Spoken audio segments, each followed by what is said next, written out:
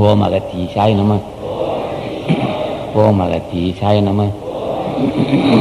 ஓம் அகத்தீசாய நம. ஓம் அகத்தீசாய நம. ஓம் அகத்தீசாய நம. ஓம் அகத்தீசாய நம. ஓம் அகத்தீசாய நம. ஓம் அகத்தீசாய நம. ஓம் அகத்தீசாய நம. ஓம் அகத்தீசாய நம. ஓம் அகத்தீசாய நம. என் அனுபவத்தையும் சற்று சொல்லுகிறோம். நாங்களும் தினமும் ஆரம்ப காலத்தில் வறுமைக்குட்பட்டிருந்தோம். சரியான நல்ல சிந்தனை எங்களுக்கு இருக்காது. வன்மனம், பழிவாங்குதல், கொடுமை, சினம் இதெல்லாம் என்னிடம் உண்டு. கொனைக்கேடு உள்ள வந்தான் நான். எல்லா கொனைக்கேடும் உள்ள வந்தான் நான். அது எப்படியா தீர்ப்பது?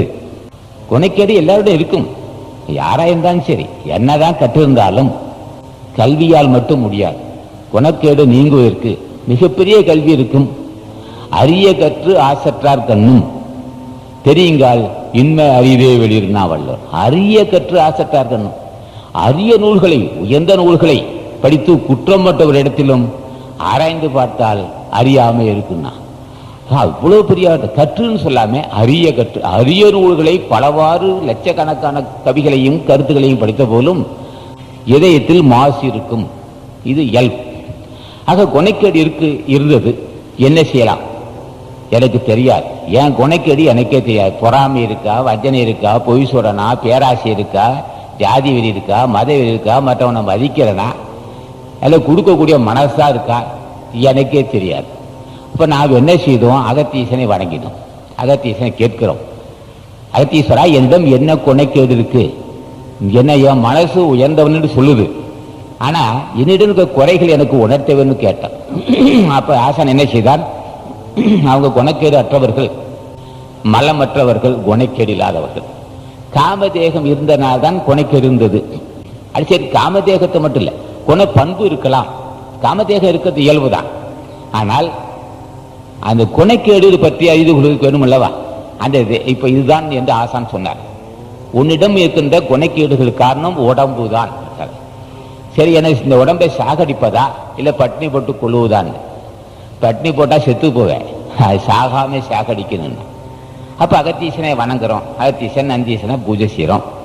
அப்ப பூஜை செய்தால் அவர்கள் கொனைக்கேடு இல்லாதவர்கள், தீமையே இல்லாத மக்கள். தீமை இருந்தது. இப்ப அகத்தீசனுக்கு தீமை இருந்தது. ஆசான் சுப்பிரமணியர் தீமையே இல்லாதவர். தீமையே இல்லாத, எந்த பிரச்சனையே இல்லாத, கசப்பும் இல்லை, இனிப்பும் இல்லை, புளிப்பும் இல்லை, வஞ்சனை இல்லை, பகமை இல்லை, பூசல் இல்லை, பொறாமை இல்லாத அவன் சுப்பிரமணியர். அவர் அகத்தீசர் கும்பிட்டார். அப்ப அவர் என்ன செய்தார்? உணர்த்தினார். தினமும் பூஜை செய்தார். அரும்பக பெருமானை, கந்தைவேல், சர்க்குருநாதனை தினம் பூஜை செய்தார்.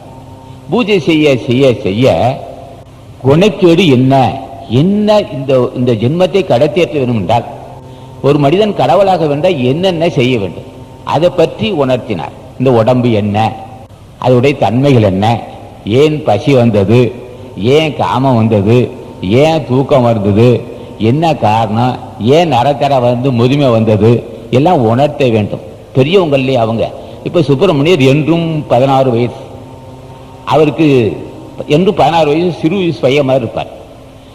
இப்ப ஞானிகள்லாம் அப்படிதான் இருக்காங்க, சிறு வயசு மாதிரி இருப்பாங்க. முதுமை இருக்கும், நீங்கிடும். அப்போ அவர் தலைவன் இளமையானவன், மிக புதுமையானவன், இளமையானவன், புதுமையானவன், தேன் போன்றவன், உயர்ந்தவன், நல்லவன், வல்லவன், கேட்பதெல்லாம் தரக்கூடிய வல்லவன், வள்ளல் பெறான். அப்பேற்பட்ட நீ பூஜை செய்தால் முதலே பொல்லாத வறுமை தீரும், பிறகு அறிவு வறுமை தீரும், பொருளாதாரத்தில் இருக்கிற பிரச்சனைகள் தீரும், கடன் சுமை தீரும். அறிவு சிக்கனமான அறிவா இருக்கு நம்மகிட்ட. ஏன் அறிவு கொஞ்சமா இருக்குன்னு கேட்டான். பாவ சுமை மிகுதியா இருந்தா பல இந்த ஜென்மத்தில பாவம் செய்யிருக்கான். லட்சோப கணக்கு லட்ச கோடான கோடி ஜென்மங்களை எடுத்து பல ஜென்மங்களை செய்த பாவங்கள் அறிவை சுருக்கிடும். உடம்பு பெருத்து இருக்கியா, திடமான உடம்பு, அறிவு கடுகு கொஞ்சம் தான் இருக்கும். சிக்கனமான